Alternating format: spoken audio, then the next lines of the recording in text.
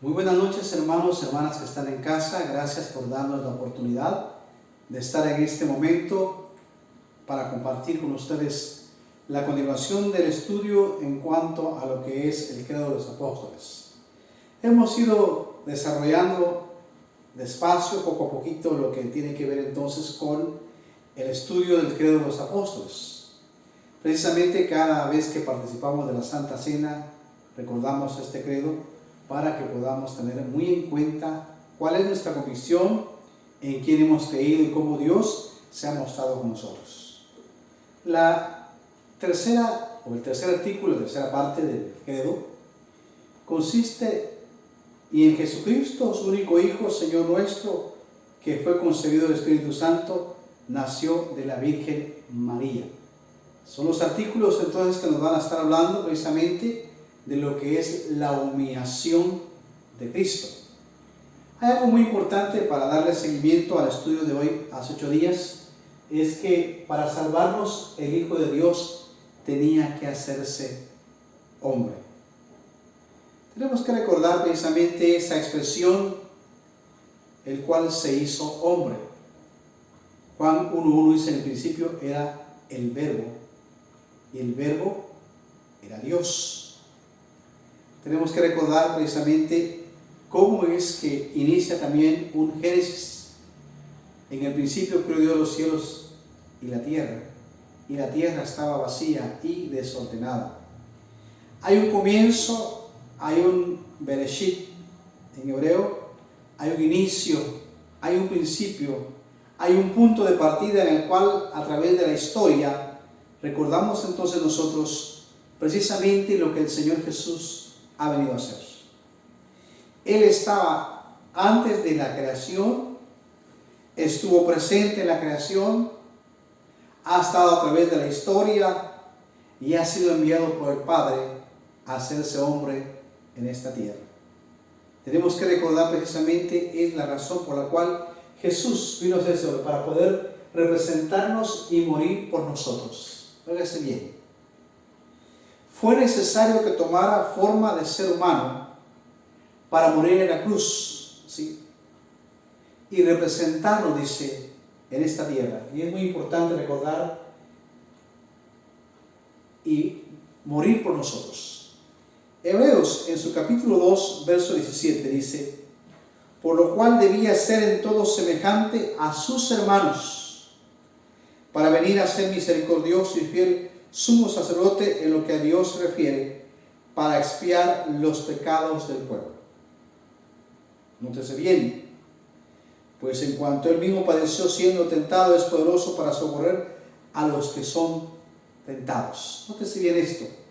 Humanamente hablando, Cristo vino a padecer todo dolor, todo sufrimiento por causa de nosotros los pecadores. Y es muy importante recordar ese acto de humillación. Cualquier teoría que atente contra la humanidad de Cristo es herejía. Palabra que se ha usado a través de los tiempos, a través de la historia. Cuando una persona decía cosas que no tenían que ver con la Biblia, cosas de aberración, se le consideraba un hereje. El término herejía es entonces precisamente ser un atentado. Cualquier teoría que atente contra la humanidad de Cristo es herejía. Primera Juan, capítulo 4, verso 1 al 3. Primera Juan 4, verso 1 al 3 nos habla al respecto. No nos olvidemos. Primera Juan, capítulo 4, 1 al 3 dice: amados, no creáis a todo espíritu, sino probad los espíritus si son de Dios, porque muchos falsos profetas han salido por el mundo. En esto conoced el Espíritu de Dios. Todo espíritu que confiesa que Jesucristo ha venido en carne es de Dios. Y todo espíritu que no confiesa que Jesucristo ha venido en carne no es de Dios. Y este es el espíritu del anticristo, el cual vosotros habéis oído que viene y que ahora ya está en el mundo. Hijitos, vosotros sois de Dios y los habéis vencido, porque mayor es el que está en vosotros que el que está en el mundo. A través de los tiempos siempre se ha querido distorsionar entonces esta expresión que el credo ahora guarda con mucho respeto. El credo es cuidadoso de explicar que si bien Jesús nació de María, lo que en ella ha sido engendrado del Espíritu Santo es, según Mateo 1:20 y Lucas 1:34 al 35. Tenemos que recordar estos pasajes que los únicos evangelios que están hablando acerca del nacimiento de Cristo y nos dan detalles son Lucas y Mateo. Lucas está diciendo entonces en el capítulo 1, versos 34 y 35, está precisamente compartiendo, diciendo para con nosotros, ¿sí? 34 y 35, dice: entonces María dijo al ángel: ¿cómo será esto? Pues no conozco varón. Respondiendo el ángel, le dijo: el Espíritu Santo vendrá sobre ti y el poder del Altísimo te cubrirá con su sombra, por lo cual también el santo ser que nacerá será llamado Hijo de Dios. Entonces bien, lo que en ella ha sido engendrado del Espíritu Santo es: antes que José y María se unieran en matrimonio, se halló que María estaba encinta por obra del Espíritu Santo. Nótese bien esto: por obra del Espíritu Santo. Y hace 8 días hablamos de los dos términos, ¿sí? De concebir y dar a luz, que es lo que tenemos que recordar entonces, como lo vimos hace 8 días. Antes que José y María se unieran en matrimonio, se halló que María estaba encinta por obra del Espíritu Santo. Mateo 1:18 es el que nos habla al respecto, diciendo entonces: el nacimiento de Jesucristo fue así, estando desposada María su madre con José, antes que se juntasen, se halló que había concebido del Espíritu Santo. Es decir, José no sabía lo que había ocurrido. Primero resolvió dejarla, pero después cambió de parecer cuando un ángel le comunicó en Mateo 1:20 diciendo: y pensando él en esto, he aquí un ángel del Señor le apareció en sueños y le dijo: José, hijo de David, no temas recibir a María tu mujer, porque lo que en ella es engendrado del Espíritu Santo es. Nótese bien la expresión en este momento del Espíritu Santo es. Hasta que dio a luz, se unieron como esposos. Y aquí tenemos que recordar esto: es el nuevo comienzo de la raza humana en Jesús. ¿Por qué? El primer Adán falló. Según Génesis capítulo 3, la raza humana fue degradada por la desobediencia del primer hombre llamado Adán. El segundo Adán es Cristo. Nótese bien, es entonces el comienzo de la nueva creación en Cristo. Eso es muy importante para nosotros. Inicia entonces precisamente San Mateo. Al leerlo juntamente con Génesis, vamos a recordar que también tienen un principio y tienen un comienzo. Nótese bien esto: a través de los tiempos, a través de la historia, ha habido entonces ese cuidado de enseñar a todo cristiano cómo es que se dio el nacimiento de Cristo, por qué se dio en su momento y qué es de nosotros los humanos, a recordar que tenemos un hermano según Hebreos, que padeció humanamente hablando. Esto nos recuerda entonces que no hay dolor interno, externo, que el Señor no conozca en nosotros. Él padeció sufrimiento por causa de nosotros los pecadores. Y esto es muy importante para nosotros recordar esto. Si este es el acto que dice el credo, y en Jesucristo, su único Hijo, Señor nuestro, Él es nuestro Señor, que fue concebido del Espíritu Santo, nació de la Virgen María. Nótese bien eso: nació de la Virgen María. Su nacimiento fue virginal. Su nacimiento fue un hecho, un acontecimiento histórico extraordinario. Hasta el día de hoy, tenemos el peligro de que muchas personas en su mente han dicho precisamente que esto de Jesús ha sido un mito,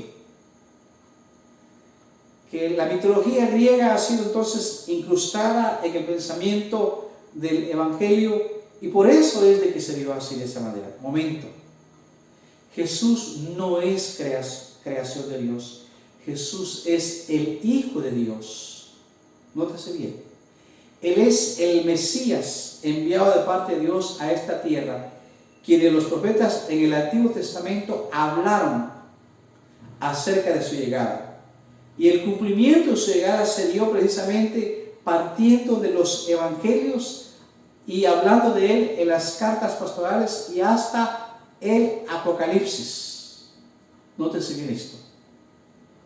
Habla precisamente de la participación. Fue necesaria entonces la llegada de Cristo a esta tierra en carne. ¿Qué es en carne? Tomó cuerpo o forma de ser humano. Habitó entre nosotros y vimos su gloria como la gloria del unigénito Hijo del Padre. Nació en un lugar muy humilde llamado Belén, de Judea. Eso lo dice Mateo capítulo 1, verso 18 al 25. Eso lo dice Lucas también en su evangelio acerca del nacimiento de Jesús, cómo es que se dio.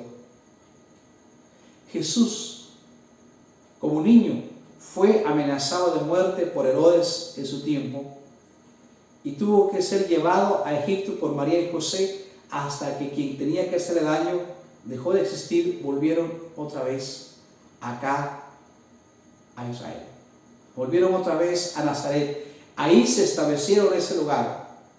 Jesús fue como todo niño, como todo joven, humanamente hablando, creció ahí y a los 30 años se confirmó por parte de Dios que Él era el Mesías, el Hijo de Dios, que iniciaba un ministerio a los 30 años. Durante 3 años consecutivos Él estuvo iniciando un ministerio en todo lo que es precisamente Israel, tanto en el norte como en el sur.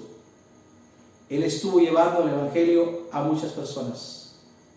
Allí fue apresado, según el capítulo 17, 18, 19 y 20 de San Juan. Ahí tenemos todo lo que es la pasión y muerte de Cristo. Fue sepultado en una tumba prestada, pero su cuerpo no quedó allí, se levantó entre los muertos al tercer día. Y ahora estuvo durante 40 días, 40 noches precisamente en la tierra después de su resurrección y ascendió a los 40 días al cielo. Subió al cielo donde había venido. Una nube le ocultó y hizo una promesa que llegaría el Consolador, el Espíritu Santo, en 10 días. 50 días, Pentecostés, la fiesta de Pentecostés. Se cumple la promesa que el Señor no nos ha dejado huérfanos, no estamos solos.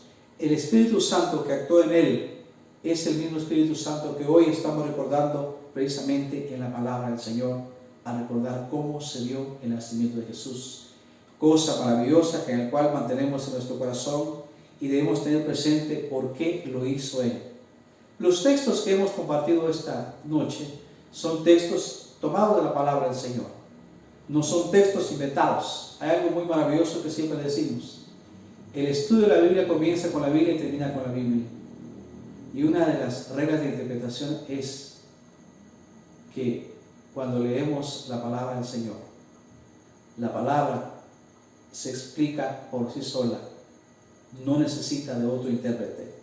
Todo lo que está escrito acá es para que usted y yo creamos que Jesús es el Hijo de Dios. Oremos.